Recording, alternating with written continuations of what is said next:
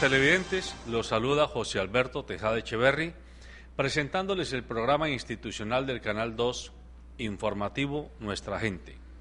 Hoy estoy acompañado de dos candidatos al Congreso de la República. Son ellos, la doctora Yolima Herrera. Ella es una mujer boyacense que está candidatizando su nombre para el Senado de la República en la lista del Partido Liberal. Vamos a tener la oportunidad de conocer algunos de sus planteamientos para que nos pueda explicar el origen y la perspectiva desde la cual está haciendo su campaña, que particularmente a nosotros, periodísticamente hablando, nos ha sonado muy interesante. Buenos días, doctora Yolima. Buenos días, Alberto. Muchas gracias por la invitación. Y tengo a mi derecha, a don Orlando Riascos. El doctor Riascos, ya ustedes lo conocen porque con alguna frecuencia nos acompaña en este informativo, es también candidato al Congreso por la Cámara de Representantes en la lista de Alianza Verde. Buenos días, Orlando. Muy buenos días, Alberto. Un cordial saludo a todos los televidentes, a la doctora Yolima, y muchas gracias por la invitación a este programa tan importante. Muy bien. Estamos esperando que el presidente del gremio Grupo Multisectorial venga. Nos ha informado que tiene un breve retraso. Esperamos tenerlo aquí a don Gustavo Muñoz Sinisterra. Los hemos invitado a ellos dos, a Yolima y a Orlando Riascos, porque el tema en torno al cual Yolima Herrera está haciendo girar su campaña nos ha sonado muy interesante. ¿Cuál es? La defensa de la situación, tanto militar como de condiciones de vida, de militares y policías, es decir, de lo que llamaríamos la fuerza pública del país. Nos llama la atención porque lamentablemente a veces los estereotipos de opinión marcan a la policía y al ejército a nivel de generalato, a nivel de la cúpula. Entonces uno cree que cuando habla con el general, habló con el ejército. Cuando habla con el general de la policía, habla con la policía. Y no es así. Habría que conocer el detalle, la letra menuda de cómo están al interior, tanto del ejército como de la policía, la base que llama ella, la base de soldados, la base de policías, comenzando por los bachilleres hasta el policía normal, que son finalmente el grueso de esa fuerza que está cercana a los 500.000 hombres en el país. Pero un dato muy importante, en los últimos 15 años Colombia, a propósito de las minas quiebrapatas, ha dejado más de 3.000 soldados y policías afectados por las minas quiebrapatas, es decir, hombres y mujeres sin sus extremidades inferiores o sin sus extremidades superiores, o habiendo perdido un ojo, o habiendo perdido los dos ojos, o habiendo quedado ciegos, etcétera. Esta situación dramática muy poco la conoce el país, salvo cuando en diciembre, para efectos de Navidad, se hace alguna campaña para recoger unos fondos, el resto del año no nos acordamos de ese tipo de colombianos, porque quitándoles el uniforme son colombianos y colombianas como usted y como yo. Por eso entonces yo estoy invitando a Yolima a que nos hable de este tema, que es muy interesante, y a Orlando, que viene en su historia personal y política de ser un militante del M-19 reinsertado y que ha hecho política en los últimos 20 años y de hecho la sigue haciendo, a conversar un poco sobre el tema de la realidad que pasa con los policías y militares. Comienzo con Yolima. Gracias, Alberto. Sí, mira, hemos descubierto que hay más de 80.000 hombres activos ahorita como soldados, prestando servicio en montes, desiertos, en valles, y viviendo en unas condiciones difíciles desde el punto de vista familiar. Un soldado tiene una asignación salarial alrededor promedio de 850.000 pesos. Con eso debe garantizar el sostenimiento de su familia, pero adicionalmente es el único servidor público que no solo compromete su responsabilidad como cualquier otro servidor, fiscal, penal, disciplinaria, sino que es el único que también dice, bajo juramento, que compromete su vida. Y el pago que recibe a cambio no corresponde con el compromiso humano que ellos asumen. Entonces, también es cierto que estamos ahorita en el marco de un proceso de paz, en el cual, valga decir, personalmente estamos comprometidos, es un anhelo nacional. El Partido Liberal al que pertenezco está convencido de esa realización nacional. No obstante, el tratamiento que le estamos dando a nuestros militares en el marco del proceso de paz aún está por resolverse. El presidente Santos dijo en diciembre, en la escuela Marco Fidel Suárez, que las garantías del proceso de justicia transicional también iban a cobijar a nuestros militares. Y ese es mi propósito, velar porque esa promesa se haga realidad y se materialice. Mire, en la actualidad tenemos más de 15.000 militares procesados, por diversas razones, por el debilitamiento del fuero penal militar y por las zonas grises que hay en la interpretación del derecho de guerra por parte de los jueces que no están capacitados en su mayoría en esta formación jurídica. Entonces, los soldados de hoy están ante este grave dilema. O van a la cárcel, o quedan muertos, o quedan discapacitados, o si llegan vivos y sin procesos y se retiran, la única experiencia que tienen es la de haber cargado un fusil durante 20 o 25 años, que es la edad de retiro. Doctora Yolima, permítame le hago una pregunta antes de darle paso a nuestros otros panelistas.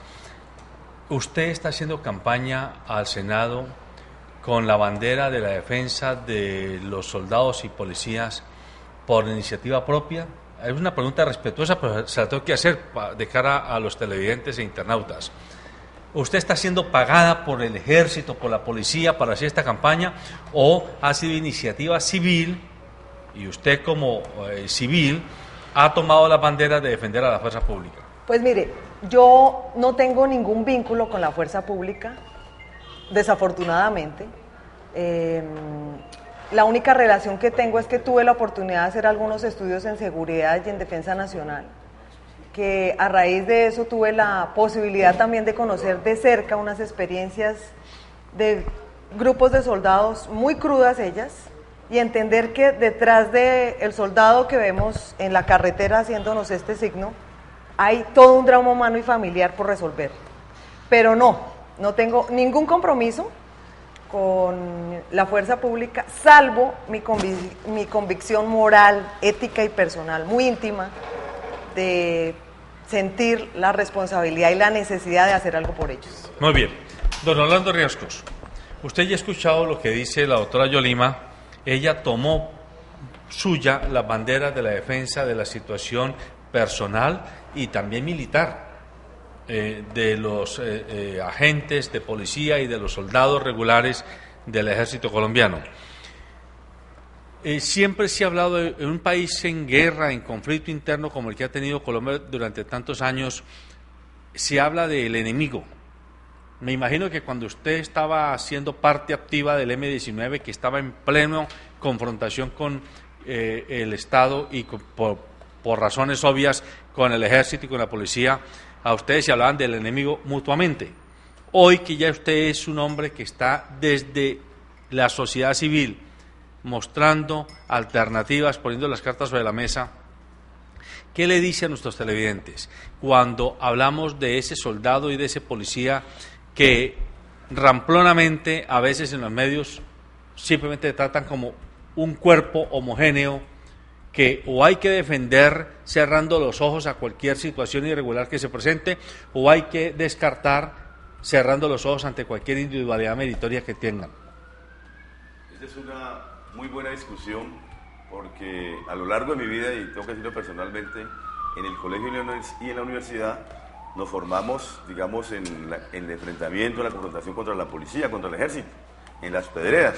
Siempre ese fue un mecanismo, además, un tema de la izquierda, siempre, digamos, decir que quien estaba con el ejército es de derecha, o quien está con la policía, o con la autoridad. Entonces son temas que uno se ha formado, pero que a lo largo de la vida van cambiando. Yo creo que el primer ejemplo de eso fue la paz con el M-19, o sea, el acuerdo de paz, la Constitución del 91, que a propósito, hay que decirlo, que las Fuerzas Armadas no se tocaron la Constitución del 91, y hay que esperar ahora ¿Qué pasa con las Fuerzas Armadas? Las Fuerzas Armadas, digamos, quedaron intactas en ese proceso.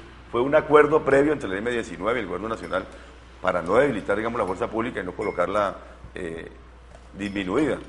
Pero, digamos, frente a la pregunta en particular, uno va cambiando y va viendo, digamos, cómo a partir también de la Constitución del 91 la policía se ha vuelto más institucional, se ha reformado, ha modificado muchas cosas. Igualmente el ejército son mucho más profesionales en su ejercicio, pero también lo que uno reclama es que haya mayor cercanía con la comunidad. Entonces uno también quiere ver al policía en el servicio social, quiere ver al militar defendiendo las fronteras colombianas y no en ese enfrentamiento doctrinario donde solamente el policía y el militar defienden a un régimen o defienden a lo que llamamos sectores de la oligarquía o sectores poderosos de la nación y abusan contra el ciudadano, contra el pueblo, contra la gente.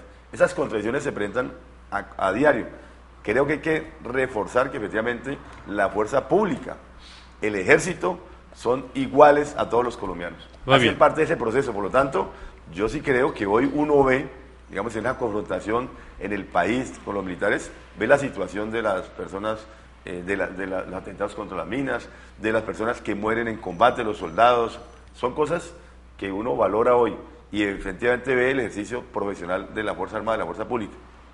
Pero lo que hay que acabar definitivamente es la guerra, lo que hay que acabar es la violencia en nuestro país y no ver solamente la Fuerza Pública enfrentando a la guerrilla como el enemigo que se ha materializado siempre, o que la izquierda crea que el enemigo es el ejército.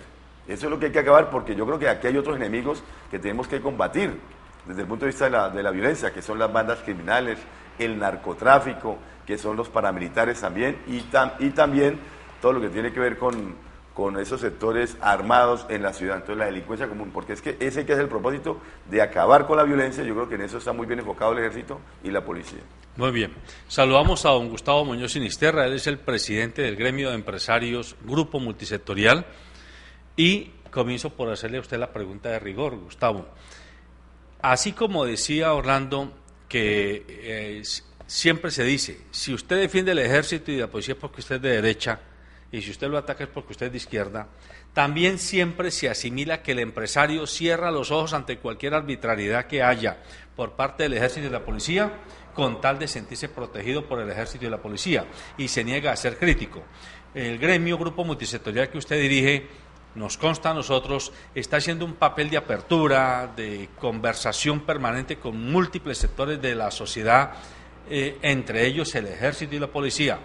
Quiero pedirle que le explique a nuestros televidentes cuál es la posición gremial que tienen los empresarios agrupados en Grupo Multisectorial frente al papel del ejército y la policía y también a las dificultades y errores que se cometen desde ejército y policía. Primero somos creyentes de que los empresarios no nos podemos apartar de las instituciones del gobierno, y el ejército y la policía son dos instituciones que están en el gobierno para garantizarnos seguridad. Es parte de las herramientas del gobierno y del Ejecutivo para garantizarle seguridad al ciudadano y al empresario. En esta época de apertura económica y de tantos tratados de libre comercio y de mercado global, si el empresario no tiene seguridad para sus negocios, si no tiene seguridad en las carreteras para sacar los productos, si no tiene seguridad para que otros inversionistas vengan, es muy complicado ser competitivo con otros países que ya han solucionado el problema o que no tienen el nivel alto de delincuencia común, de guerrilla, de narcotráfico. Entonces hemos hecho un acercamiento tanto con el ejército, policía militar, policía metropolitana, para saber ellos qué están haciendo en referencia a eso, porque nos preocupa cuando uno ve las estadísticas, los altos índices de criminalidad que hay. En este momento, por lo menos en la ciudad de Cali y en el Valle del Cauca, vemos cómo la delincuencia común ha elevado los altos niveles. Estamos acercándonos a ellos para saber qué están haciendo, pero también qué podemos hacer nosotros. Entonces ya hemos iniciado un acercamiento y una mesa de trabajo donde varios empresarios del gremio primero van a comenzar a conocer cuál es la red de apoyo que tiene el ejército y la policía, cómo integrar las comunicaciones y los equipos de seguridad a esas redes de apoyo. Y ha sido muy grato ver cómo los generales del ejército manejan ya la realidad del país, te hablan del tema económico, te hablan de los sectores productivos. Cuando hablamos del tema que se está negociando de la paz en La Habana, cómo tienen una mesa al lado de la mesa de negociación, nos contaba el general Giraldo, cómo tienen una mesa al lado mirando todo este tema de cómo no violar los derechos constitucionales. Nosotros estamos esperando qué pasa con esa negociación. La paz es un derecho que tenemos los colombianos, que tenemos los ciudadanos, y vemos cómo el ejército se ha ido profesionalizando. Algo que estamos tratando de apoyar y que lo están intentando hacer es articular el ejército con la policía. Creo que ahí hay un gran esfuerzo porque siempre los ciudadanos lo hemos sentido que hay una gran fractura ahí. Si ellos se articulan, vamos a comenzar a mirar cómo ellos pueden, aparte del tema de la Fuerza Armada, tener más presencia social, pero los empresarios tienen que jugar un papel importante en la generación de empleo, en las oportunidades. Entonces, la decisión es mesas donde estemos los empresarios, donde esté el ejército, donde esté la policía, para mirar cómo aprovechamos la fuerza pública para garantizar un poco de seguridad, pero cómo acompañados hacemos inversión social. Esto lo tenemos que hacer porque no tenemos más oportunidad para solucionar el alto índice de delitos por bandas criminales en la ciudad, porque el tema del campo se está viniendo a la ciudad, y mirar qué pasa si logramos al fin un acuerdo de acabar con la guerrilla y en el tema urbano y rural. De acuerdo con el doctor Gustavo, pero un debate de fondo. Digamos, la policía y el ejército no deben representar solamente al gobierno. Es un tema de Estado, debe ser una política de Estado. O sea, el tema de la seguridad ni es de derecha ni es de izquierda, o sea, es del Estado. O sea, yo creo que la seguridad debe estar ligado a eso. Por lo tanto, tenemos en la historia colombiana cosas terribles. La policía chulavita, por ejemplo, que se estableció desde el 48 después del asesinato de Eliezer Gaitán, cuando una policía conservadora, y luego igualmente las policías cuando se forman las guerrillas liberales. O sea, por eso hay que ahondar en que el tema de la seguridad es un problema institucional, es un problema que nos compete a todos los colombianos sin ninguna discriminación, y la fuerza pública y la seguridad debe estar ligado a eso, no ligado a un gobierno de turno o ligado a ciertos gremios de turno o a ciertas personas. Por lo tanto, ahí es donde está la discusión de fondo. Es lo que no se hizo en la Constitución del 91 y tenemos que ahondar ahora, o sea, cuál es la función de la fuerza pública y desligarlo del tema de la derecha a la izquierda. Yo estoy de acuerdo, o sea, es combatir la inseguridad, es combatir la criminalidad. En el país, de fondo, el ejército ha sido para combatir la guerrilla. Ese ha sido de fondo. Yo creo que ese papel se tiene que transformar. Hay que combatir todos los delitos. Igualmente, la policía, digamos, no puede estar, debe estar articulado con el ejército, pero no puede ser un gremio militar, ¿no? Tiene que estar, de alguna manera, ser una autoridad civil o estar más ligado con los civiles, porque la policía representa eso también en las calles, en los parques, y la gente lo ve de esa manera. Yo creo que a la discusión hay que darle una justa dimensión. ¿En qué sentido, Orlando? Lo que dice Gustavo me ha maravillado en Cali. Me voy a ir con la mejor de las impresiones y con un modelo en mi percepción que hay que replicar en el resto del país. Y es que, fíjese que contrario a lo que usted nos señala, en Cali sí se está evidenciando una sinergia espectacular entre la fuerza pública y la empresa privada. Para dar un ejemplo, ayer hablaba con el gremio del transporte público en Cali y efectivamente, del mismo modo, están trabajando de la mano con las autoridades. ¿Qué mejor esquema podría uno tener en su ciudad? Por ejemplo, en Bogotá, que la necesitamos tanto, en el cual el transporte público está sincronizado con la fuerza, con el ejército y la policía, y le generan no solo una seguridad real, sino una percepción de seguridad a los ciudadanos. Pero lo otro que no podemos hacer tampoco es desviar la discusión y hablar del pasado, porque fíjese que si nos ponemos a hacer cuentas salimos mal librados.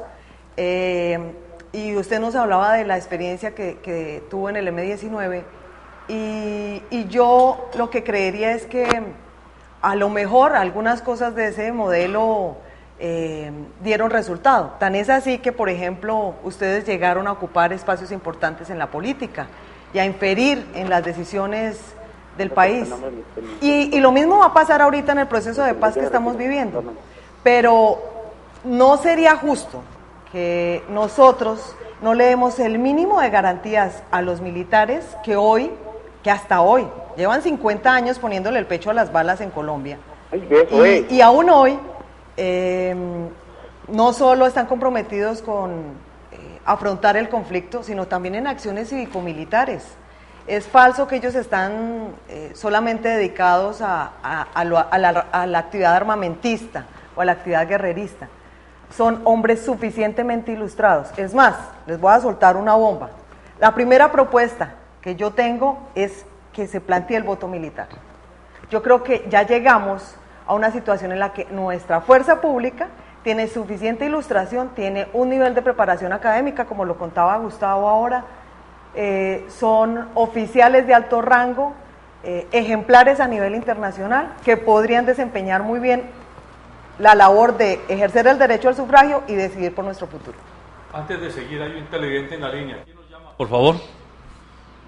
Se habla con el soldado profesional Sánchez Leandro Álvaro, Sí, de bueno. la ciudad de Cali. Soy soldado profesional hace 8 años. Sí, La díganos. siguiente crítica es para decirle que tanto los soldados regulares como nosotros los profesionales en este momentico estamos pasando por una situación impecable, que nos tienen prácticamente, hay muchas cosas que nos tienen limitadas. Por lo menos ahorita tanto el sueldo de los regulares como nosotros los profesionales, también el sistema de salud es demasiado malo. Fuera de eso también muchas veces nos obligan para poder salir a vacaciones, nos toman son 5, 6 meses, 7 meses para nomás 20, 25 días.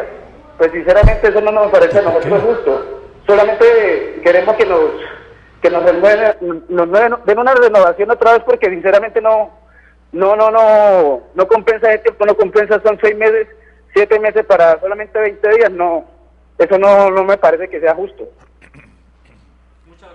Muy amable por el comentario del televidente que es soldado. pertinente, del soldado, que es pertinente sobre lo que estamos aquí tocando. Sí. Díganos, Gustavo, y de nuevo la doctora Yolima. Bueno, a mí me parece muy importante que el ejército y la policía lancen sus representantes al Congreso. Yo creo que todos los sectores y las comunidades deben tener sus representantes en los espacios de participación, porque es una manera de pelear por sus derechos y no concentrar esas oportunidades de representación en unos pocos sectores. Algo también que nosotros hemos censado, y por qué nos estamos acercando los empresarios al ejército y a la policía, porque el ejército tiene una sensación de mayor confianza y respeto ante los ciudadanos que la policía, y la policía está en las ciudades. Y siempre se habla, para hablarlo en términos coloquiales, de la corrupción del policía de la calle.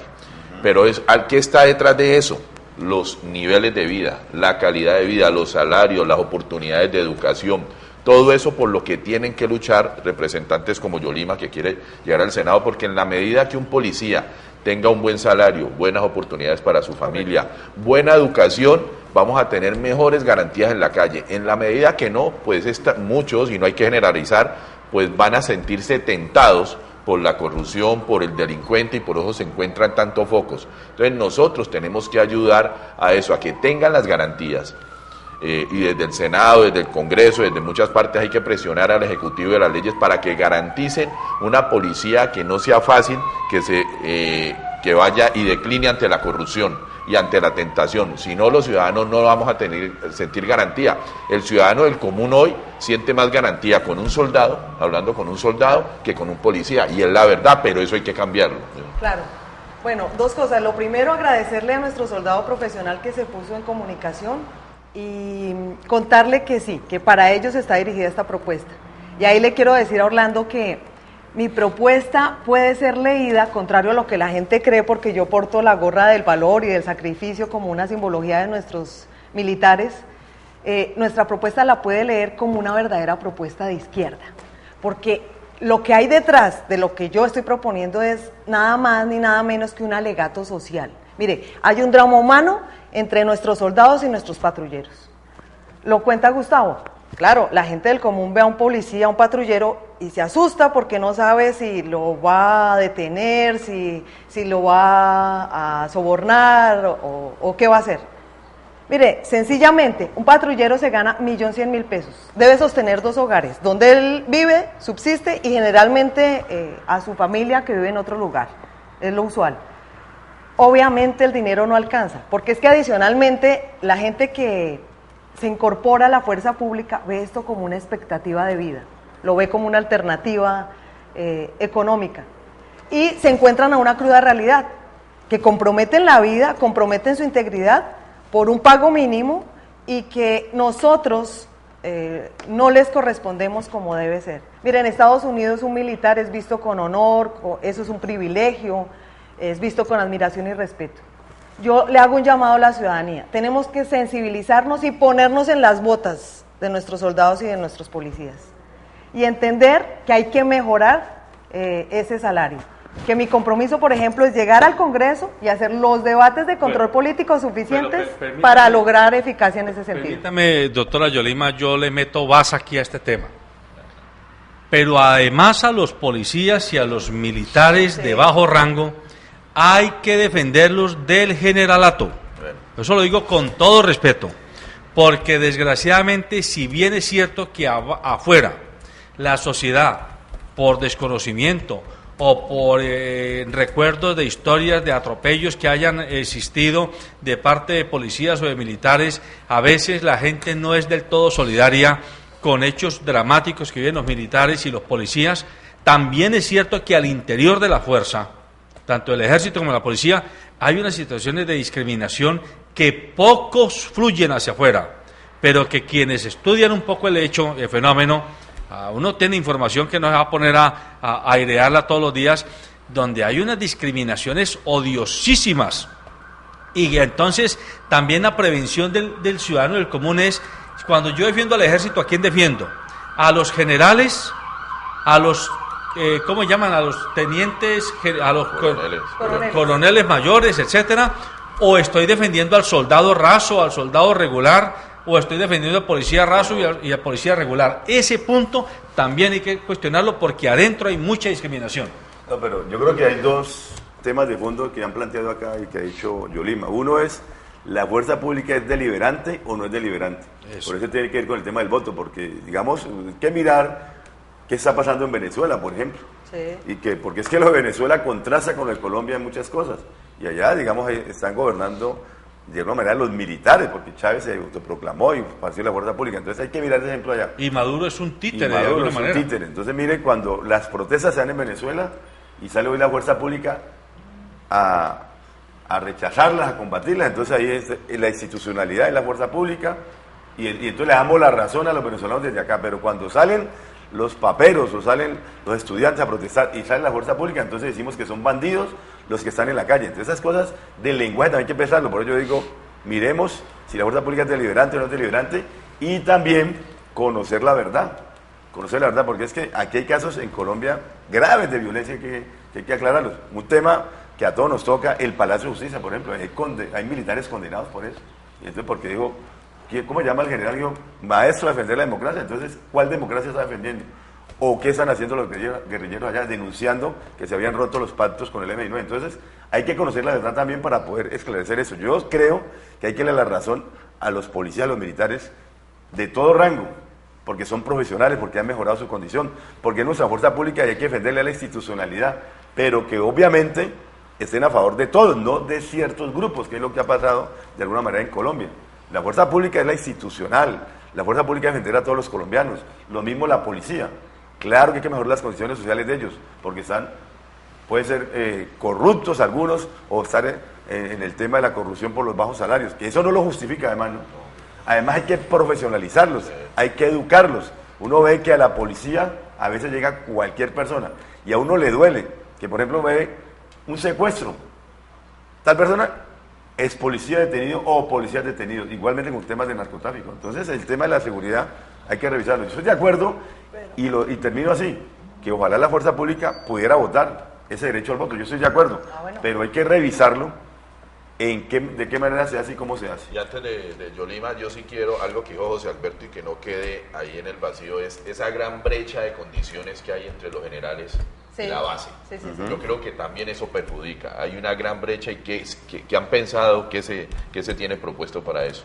Bueno, pero a ver, es que esa pregunta, perdóneme, solo para precisar. Claro. Yo le hice ahí una pregunta al principio del programa.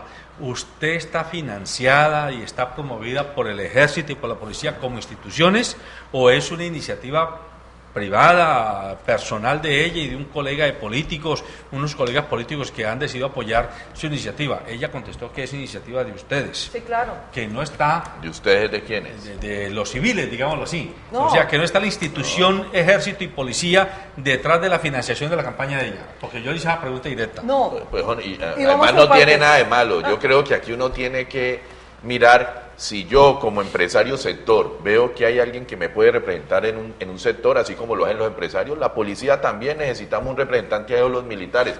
Hay que hablarlo y hay que decirlo, Claro. y no tiene nada de malo. Me Para parece mí. Lo ideal es, serio, y lo de ideal, frente, y lo ideal es porque- llegar a un momento en el cual, por eso decía yo, planteo el derecho al voto para los militares, para la fuerza pública, porque lo ideal es que ellos puedan participar en la toma de decisiones.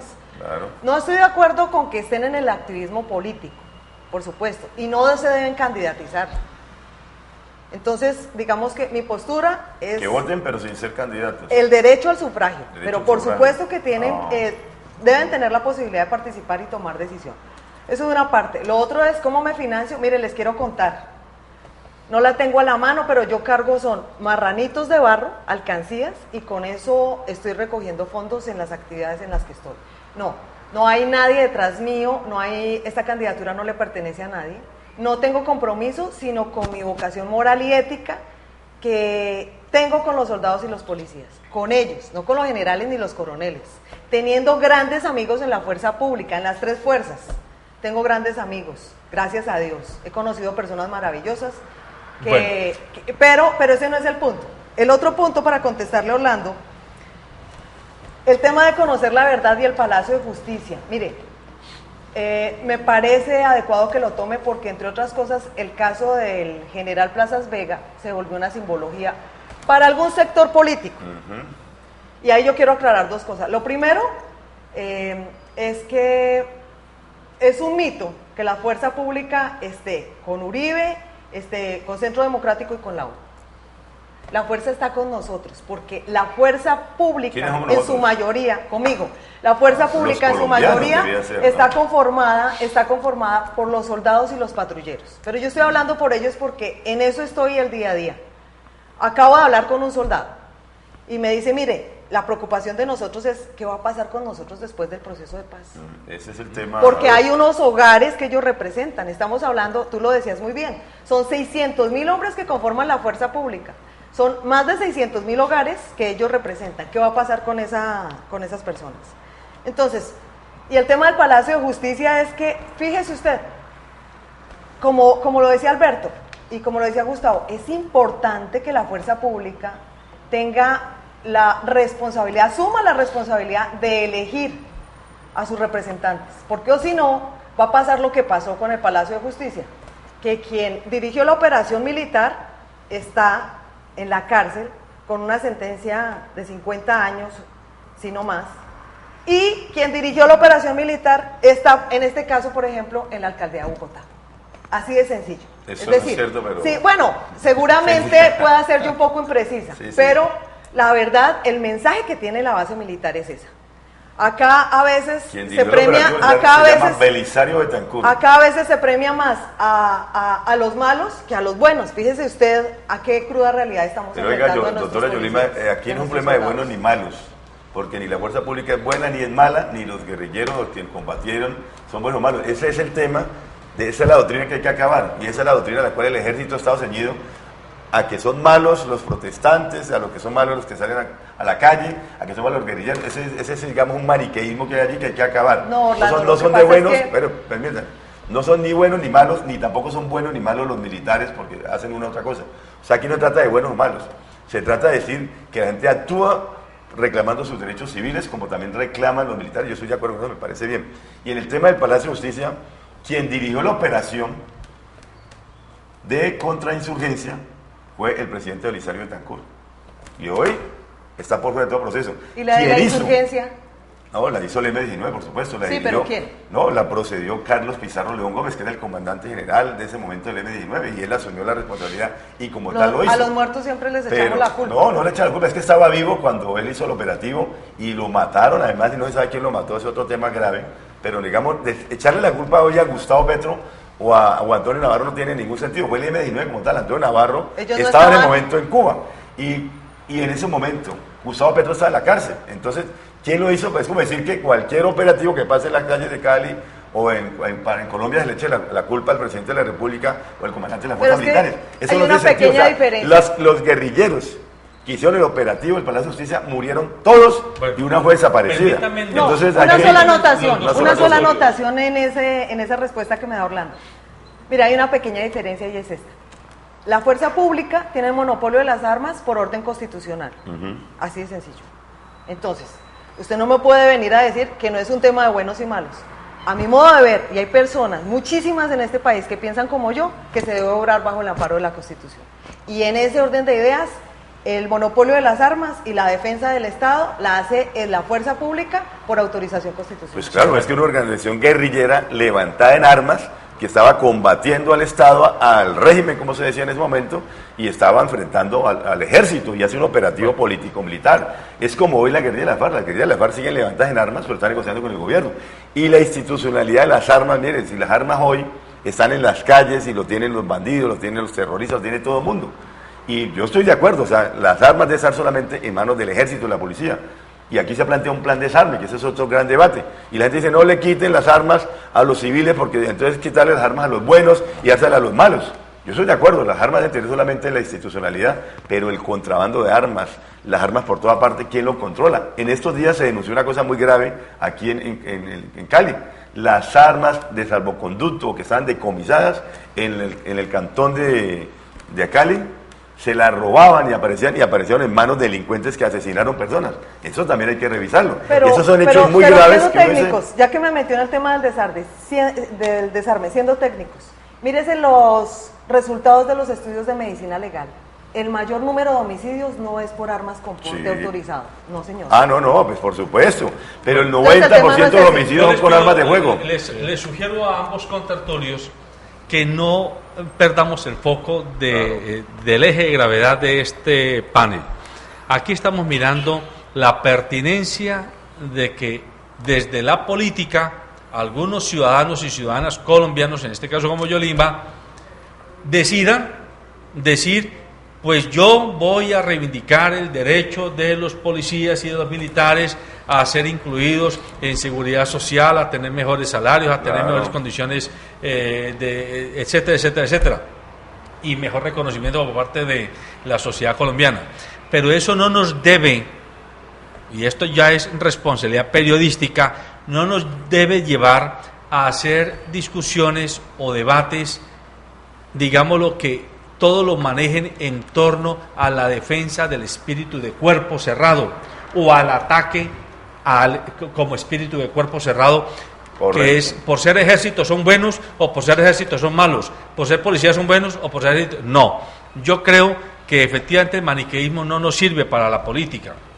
Esa dejémoselo a los sacerdotes y a los religiosos. A los civiles nos toca manejar argumentos.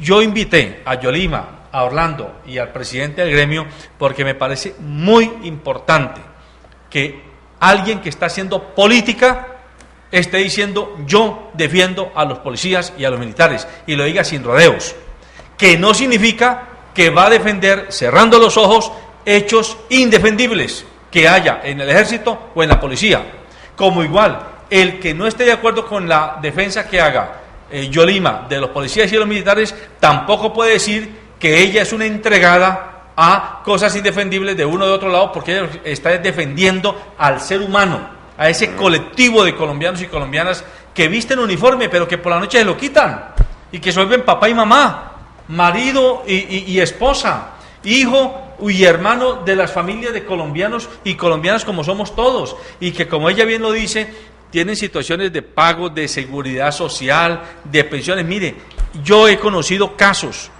de militares, ¿cómo se llama?, mutilados, sí, claro, que han vivido un viacrucis terrible, porque el ejército les da hasta un punto del apoyo, pero de ahí para allá, la pensión, el mantenimiento, la terapia de esa gente, el drama humano que hay detrás de un soldado que va al monte y pierde una pierna, es un drama inconmensurable. Eso hay que defenderlo. De acuerdo. Si me permite, súper rápido, a propósito de exponer argumentos. Les voy a contar una historia y la audiencia saca sus conclusiones. La historia del soldado Zárate. Regresa después del Catatumbo, después de estar en conflicto en el Catatumbo durante 15 años. Regresa víctima de la esquizofrenia por los conflictos que padeció. Vive con su esposa y su hijo de 8 años. Y cada vez que entra en crisis, amenaza con matarla a ella y a su hijo. La esposa, la única solución que tuvo fue instaurar una caución, una querella, para que no le haga daño. Pero se resiste a abandonarlo porque sabe que ella es lo único que él tiene. Sí, esos son los dramas humanos que hay. Ahora le cuento, cuando un guerrillero decide desmovilizarse y reinsertarse, tiene, por parte del Estado, asistencia psicológica, asistencia en salud, tiene acceso a vivienda, beca educativa para él y su familia, formación para empresa, defensa técnica gratuita, porque lo asisten para que reclame los beneficios a que tiene derecho, y si tiene la situación jurídica y personal muy complicada, le dan casi que tratamiento diplomático y lo asilan en el exterior. Eso está muy bien. Estamos en proceso de paz, se trata de un planteamiento de reconciliación nacional. Pero yo les pregunto a ustedes, ¿les parece justo el tratamiento que le damos a un soldado cuando regresa del combate? Y excúsenme, termino. Miren, cuando el soldado regresa del combate, ni tiene asistencia jurídica, ni le toca ir a hacer filas para que le den una cita con un médico general, a los 6 meses con un especialista o para la radiografía, y los medicamentos los tiene que comprar él. Pero les dejo sobre la mesa lo siguiente: los hijos de nuestros soldados y nuestros patrulleros nunca en la vida van a poder ir a la universidad. ¿Ese es el país que queremos? ¿Ese es el país que necesitamos? Pero eso está bien, Yolima, y está bien que tú lo estés defendiendo y que se lo digamos a la sociedad, porque es de ambos lados, ¿sí? Y está bien que reclame los derechos que deben tener los soldados y los policías, pero tenemos que comenzar a buscar las soluciones generales, no a partir, o le quitan a los otros, o yo tengo eso.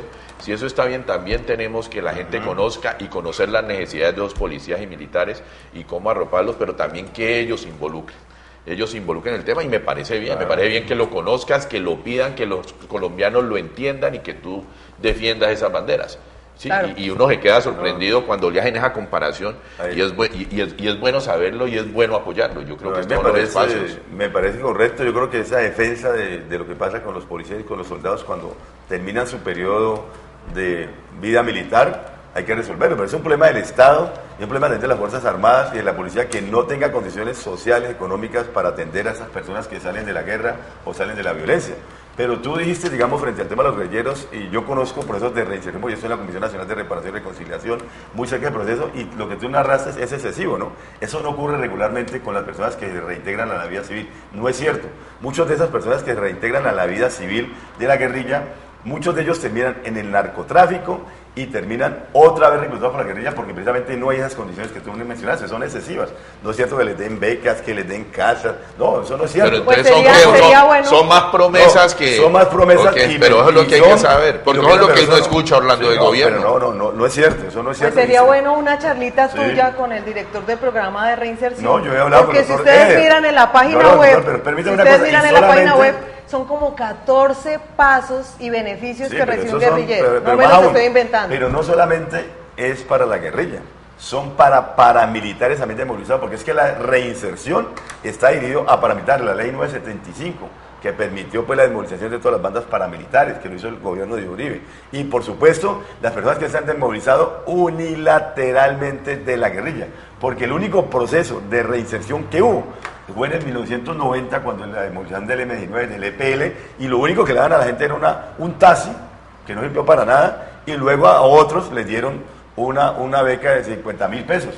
Hubo programas de estudio, porque la misma guerrilla lo hizo, convenios con la Universidad del Valle, estudio, que era lo fundamental, pero lo que significó, por ejemplo, la reinserción del 90 fue el lanzamiento político.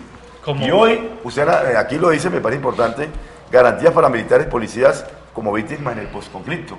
Si nosotros revisamos la ley 1448, la ley de víctimas y restitución de tierras, la gran controversia es que los militares no son víctimas del proceso, no aparecen como víctimas. Entonces hay que mirar, como tampoco aparecen como responsables en el frente al tema a las otras víctimas, y son responsables las víctimas del Estado. Entonces yo estoy de acuerdo, efectivamente hay que lograr todas esas condiciones para los policías y militares que salen del proceso de la guerra. Ese es el Estado que debe hacerlo, como debe hacerlo también para que se desvinculen de la guerrilla y se desvinculen de los paramilitares, o que se desvincule la guerra. Hay que darle esas condiciones para que regresen a la vida civil, porque lo que necesitamos es la paz y no más violencia. Bueno, algo yo quiero hablar como el ciudadano del común, y algo que hay que vigilar es la gran base tanto de policías, militares y hasta de guerrilleros en el monte, la base, los soldados de la guerrilla y los paramilitares, porque yo creo que la gran responsabilidad es de los cabecillas, y es lo que el pueblo colombiano mira cómo uno primero acepta, pide perdón, responsabiliza y cómo paga. Uno como dirigente, sea de la oposición o no, tiene que ser responsable de sus actos, y realmente los más damnificados siempre son la gran base. Y yo creo que ahí es donde por eso no tenemos una sociedad justa, porque siempre la gran base no recibe los beneficios, se prometen muchas cosas de lado y lado y no se cumple, y los que negocian y las cabecillas son los que reciben todos esos beneficios. Entonces, en esta última sección del programa, porque el problema es que el tiempo aquí va corriendo y yo necesito sacarles información de dos temas más. El primero, algo que no se puede soslayar: el ejército y la policía, por ser organismos al interior del Estado y de la sociedad, terminan muchas veces no, lamentablemente la historia nos ha mostrado que terminan siendo también presa de la manipulación de los poderes políticos y económicos que hay en la cúspide de la sociedad, que muchas veces terminan usando la fuerza del ejército, la fuerza de la policía, no para defender los intereses colectivos de la nación, sino para defender intereses y propósitos particulares de sectores de poder. Eso no se puede negar, pero al mismo tiempo hay un ejército que por lo menos en los últimos años, porque sabemos que hay gente al interior trabajando este tema, y siempre con las tensiones que se ven adentro, un ejército que quiere ser más humanista, que quiere que el soldado deje de pensar solamente en el fusil, en la AK-47, en la AK-47 y en ese tipo de aparatos de guerra, y que tenga una cosmovisión más grande de la problemática, que no es solamente matar al enemigo, derrotar al enemigo, como igual lo hace la guerrilla y el paramilitar cuando se enfrentan unos y otros. Ese es un punto que yo quisiera que ustedes reflexionen. Y lo segundo, ya lo dijo Yolima, tenemos creo que el tercer ejército más grande del mundo, proporcionalmente. ¿Qué vamos a hacer en el hipotético escenario que todo indica que va a ocurrir, de entrar un proceso de aclimatación de la paz? ¿Qué vamos a hacer con una cantidad de soldados regulares y de policías regulares que, entre comillas, quedarían sin oficio en el monte, digámoslo así? Y de guerrilleros. Y de guerrilleros. ¿Qué los vamos a poner a hacer? Pues esa gente no podemos traer a que vuelvan choferes de taxi, ni barredores de calles. ¿No será, por ejemplo, se me ocurre a mí, en mi ignorancia, que sería la hora para que ese ejército, esa policía, monte esas escuelas o fortalezca esas escuelas de ingeniería, en la que han demostrado que son muy buenos los militares, para que hagan grandes obras de infraestructura en esos territorios más alejados del país, con esa fuerza pública que va a quedar desocupada de lo militar? Pues mire, de una parte es un sofisma creer que el conflicto va a desaparecer. O sea, cuando firmamos el proceso de paz con el M-19, decíamos exactamente lo mismo. ¿Qué va a suceder? Es probable que el conflicto disminuya, pero creer que quedó erradicado de la faz de la tierra colombiana sería una bendición. Pero yo personalmente, y lo que escucho en varios sectores, no solo militares, sino políticos y civiles, es que no va a haber tal. Entonces, digamos que disminuyendo en el mejor de los casos, porque es que, fíjese usted, ¿qué pasa cuando suceden estos procesos? Que hay fuerzas que se niegan a acceder totalmente a las pretensiones de paz y que se aíslan y se renuevan. Entonces, parte de las BACRIM y parte de los grupos paramilitares que se generaron fueron secuelas de procesos de paz anteriores y son consecuencias necesarias de algún modo. Entonces, el planteamiento que sí hay que hacer es que si el conflicto disminuye, que si el conflicto disminuye y ya no se va a demandar tanto gasto en guerra, mire, de ninguna manera se pueden inventar reorientaciones de la inversión de esos recursos traídas de los cabellos. Estamos planteando un problema social en el cual yo sí desearía tener un país en el que 600.000 hogares puedan mandar a sus hijos a la universidad. En ese orden de idea, lo que hay que hacer es reorientación del gasto para, precisamente, el gobierno debe tener como propósito nacional, y se lo vamos a pedir al presidente de la República, que tenga como propósito nacional diseñar e implementar una política nacional de bienestar social para los miembros de la fuerza pública. No puede ser que ellos sigan viviendo al vaivén de los decretos. Entonces, el gobierno acaba de sacar el 24 de enero el decreto de la bonificación extraordinaria para los soldados. Y cada año, entonces, ese es el contentillo para los miembros de la fuerza pública, que equivale más o menos a 2 salarios mínimos por una sola vez. No puede ser. Pero no puede ese sí ser. es el gran debate. Yo creo que el gran debate sobre el tema del presupuesto que hay de la nación dedicado a la guerra, a las Fuerzas Armadas, que es el más grande del presupuesto nacional. A la guerra. A la guerra, por eso. Entonces yo Es creo diferente. que ese presupuesto hay que rediseñarlo. Si vamos a hablar del posconflicto, ese es un presupuesto que hay que disminuir. Y tenemos que decir que hay que rediseñarlo, que tiene que ir más a educación, más a cultura, más a deporte, más a recreación, más al bienestar de la población, no a la guerra. Pero yo sí creo que ese acuerdo de paz con la guerrilla de la FARC y el ELN, porque deben ser las dos, va a servir para eliminar parte del conflicto, no totalmente el conflicto, por supuesto, pero el conflicto armado político, que es distinto al conflicto que tenemos todo el tiempo con los paramilitares, o con las bandas criminales, o con el narcotráfico, con la delincuencia común. Y el Estado va a dejar también ese discurso de que tenemos que acabar con la serpiente, tenemos que acabar con la guerrilla, que es el discurso de Uribe. Se va a acabar ese discurso, tenemos que orientar a combatir la criminalidad en las calles, que hoy vemos los homicidios que hay en la ciudad. Entonces, el posconflicto debe servir para eso. Es una gran discusión que hay en el Congreso de la República, y lo vamos a dar allá usted y yo, Claro para que lo que sí. miremos, porque el posconflicto es el tema que hay que tratar. Eligieron ellos dos en el Congreso. Para eso estamos trabajando, ¿no, Arturo? A ver, don Gustavo. Para que nos Tenemos elijan. A ver. esa Estamos fe. hablando para que nos elijan, no para decir No, pues, está que bien, somos, sí, claro. sí, eso está bien. En el foro de seguridad que hizo el grupo multisectorial con el ejército, la policía y los empresarios, fuimos testigos de un ejemplo de una líder ciudadana de la Comuna 22, donde dice: nosotros los ciudadanos nos involucramos y nos estamos reuniendo cada 3 meses con una mesa con el ejército, la policía y el gobierno municipal a mirar qué hacemos y qué estamos haciendo. Y ellos mismos todo el tema de alarmas, de radioayudas, pero la comunidad se involucró, porque el tema de la seguridad no la podemos pensar, es culpa de la policía, es culpa del ejército, el alcalde no hace nada, el secretario de gobierno no hace nada, y ellos mismos, tanto el gobierno, los militares y la policía, se sorprenden de conocer. A veces nosotros desde las oficinas, que nos pasa también a los empresarios, planteamos soluciones y no consultamos con la comunidad. Entonces, un mensaje es que la comunidad, y este buen ejemplo de la Comuna 22, y lo pueden hacer todas las comunas, y si lo están haciendo mejor y refuércenlo, pero que unamos las diferentes fuerzas, no nos reunamos solo con la policía, hay que reunirse con la policía militar, hay que reunirse con la policía metropolitana, hay que reunirse con la Secretaría de Gobierno Municipal, con la Secretaría de Gobierno Departamental, a ver cómo se articulan acciones, y así vamos conociendo esas sensibilidades, esas necesidades, y a lo último, el constituyente primario puede presionar a elegir buenos líderes, a votar ciertos programas o a protestar para que haya más equidad. Ahora, también ese presupuesto que tiene la Nación para Defensa, que es 22, 25 billones de los 200 billones de presupuesto, por un tema de que constantemente hemos estado en guerra, también hay que mirar de eso por qué la policía y los militares no tienen una calidad de vida. Tengo 3 minutos, para por eso. favor. Una última pregunta, porque no tengo más tiempo para preguntas.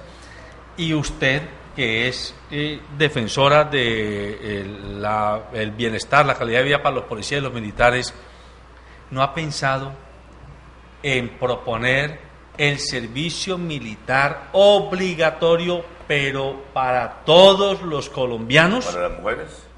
No. Digo yo, para todas las familias. Yo no me quiero meter ahora sí con mujeres, pero sí quiero decir que es que uno lo que encuentra en el ejército y en la policía es que allá van los estratos 0, 1, 2 y de pronto 3, pero uno no encuentra ya muy poquiticos Pero hijos. el servicio militar es obligatorio. Obligatorio, pero a ver, vaya a ver, vaya cuénteme eso es lo que le cuántos digo. ¿Quién empieza en el servicio militar? hijos de empresarios, mi querido Gustavo, de políticos, de terratenientes hay pagando servicio militar.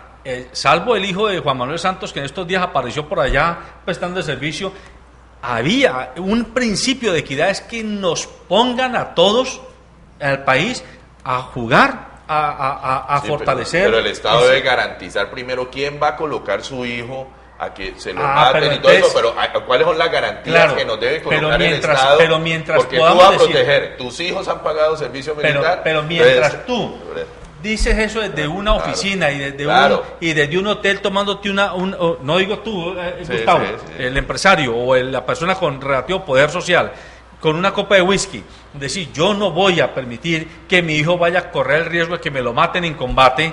El problema es que los hijos de muchos campesinos y constructores, maestros de obra y pintores de calle, esos no tienen quien los defiende y les toca decir, va, mi hijo, váyase a ver si allá consigue la comida. Entonces, es una suerte terrible. Habría también que defender el que también los hijos de todos los colombianos pasen y que al interior del ejército, allí sí, se borren esas esclusas de diferenciación, de estratificación. ¿Por qué en países que le garantiza el Estado a los ciudadanos que sus hijos van a estar en unas condiciones como Estados Unidos, que hay muchachos que dicen, yo quiero prestar servicio, y no importa el estrato, y voy para la Marina, para la Naval, pero porque el Estado le garantiza unas condiciones? Entonces el tema es más estructural que... Por eso hay que trabajar ese tema. Bueno, hay varias cosas. Pues uno, el tema del servicio militar obligatorio tiene sus excepciones. Si el joven está estudiando, pues debe ser una prelación de vida que pueda estudiar. Pero yo lamentaba en otra entrevista, ayer seguramente, que por ejemplo nuestros hijos no estén anhelando formar parte de la fuerza pública. Y en otros países eso sea un honor y un privilegio. A eso es que quiero que lleguemos, a eso tenemos que llegar. Pero el problema no es del Ministerio de Defensa, como lo señalaba Orlando. El problema es de política de gobierno nacional. Y yo confío plenamente en que el presidente Santos, o quien resulte elegido, pero bueno, particularmente el Partido Liberal cree en la reelección. ¿Usted en todo caso va a yo sí le voy a pedir al presidente Santos que nos acompañe en el propósito de darle garantías a quienes se están incorporando en la fuerza pública. Porque de lo contrario, solamente vamos a tener un ejército de pobres. Y la inequidad hay que resolverla, ¿de acuerdo? Es un problema de fondo, en el sentido en el que allí deben estar los hijos de todos nosotros, los hijos de las personas que de verdad tienen muchísimo más recursos en la vida que nosotros. Entonces, solamente eso puede acercarnos más. Pero nuestra propuesta, una de las propuestas que tenemos, es el servicio militar voluntario para las mujeres. Porque descubrimos que son las primeras en presentarse y las mejores calificadas. Bueno, así que, por favor, en todas partes las mujeres siempre es la mejor. Se nos acabó el tiempo, amables televidentes. Por favor. Entonces ya saben, Yolima Herrera va a ustedes, las mujeres que nos están viendo y escuchando, ya saben, cuando quieran ir a pagar servicio militar, toquen en voluntario, toquen en la puerta de Yolima Herrera. Oiga, Yolima, ayúdenos a que nos abran la puertica para que nosotras podamos entrar. Y defender la suerte y la vida de los policías y de los soldados que son colombianos y colombianas como usted y como yo. Detrás de un soldado y un policía asesinado o herido o mutilado hay un drama familiar como el que tenemos cuando hay un constructor, un motorista de bus, un trabajador independiente o un obrero de una empresa que tiene una desgracia. Somos las mismas familias y al final somos el mismo pueblo, la misma nación. Aquí hay que entender que una cosa es el debate de la institucionalidad política y otra cosa es el drama humano de esos 600.000 hombres, de esas 600.000 familias colombianas que tienen a un miembro de su familia allí, todos los días corriendo riesgos de terminar mutilado o terminar esquizofrénico o terminar en una situación muerto o en todo caso en una situación desconsiderada con el derecho al buen vivir. Así que nos vemos en buena hora que una civil que ya nos dijo no estoy financiada ni por el ejército ni por la policía, y por lo tanto no me están dando plata a los generales de uno y otro cuerpo, sino que estoy recogiéndola con civiles comunes y corrientes. Ella tomó esta bandera y en democracia es legítimo y es necesario tomar este tipo de banderas. Igual a Orlando Riascos, le auguro que esa frase que pronunció ahora, ya nos veremos en el Congreso debatiendo los dos, dijo él, pues que se le cumpla, que sea una realidad, porque el Congreso que vamos a elegir el mes de marzo, no le quepa duda, mi querido televidente e internauta, va a ser un Congreso definitivo en la historia reciente de este país, porque ese Congreso va a tener que estructurar la plataforma de lanzamiento de la Colombia del siglo XXI. No hay duda de esto. Y necesitamos hombres y mujeres que les quepa el país en la cabeza, con generosidad de espíritu y con grandeza de inteligencia. Buenos días.